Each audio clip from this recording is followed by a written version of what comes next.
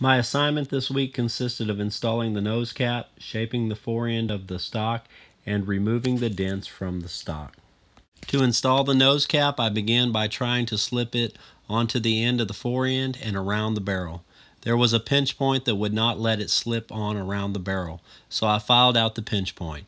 After removing the pinch point, I slipped it on and realized that it set up above the line of the top of the stock. To fix this, I grabbed a pencil and marked lines on both sides that were level to the stock line. Next, I placed two files down on a table and began to file the nose cap until the top sides were flush to the reference lines.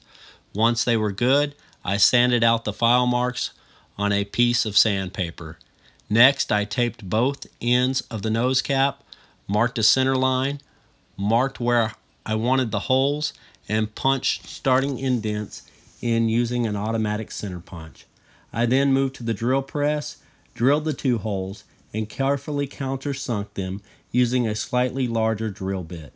With the nose cap ready to go, I placed it back on the end of the stock, marked the stock, and drilled two holes by hand using a T-handle and drill bit. With the nose cap in place, I finished the installation by screwing the screws into the tip of the forend. I started the process of shaping the forend of the stock by taping up the nose cap and barrel with masking tape. Shortly into the process, I also taped up the thimbles. To shape the forend, I used files and ran them at an angle down the section of wood where it needed to be relieved.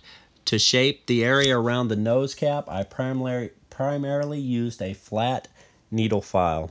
With the front of the stock shaped, I disassembled the rifle down to the bare stock and sanded it down using 120 grit sandpaper. Once I had it all sanded down with the 120 and had cleaned out the areas that had marks from the inletting color, the best that I could using needle files and sandpaper, I wetted the stock with hot water in the bathtub using the detachable shower head. I then took it outside and dried it using a blow dryer. After it was dry, I sanded it down using 180 grit sandpaper. I then repeated the process again but sanded it down with 220 grit the second time. After completing the stock, I repeated the process on the ramrod.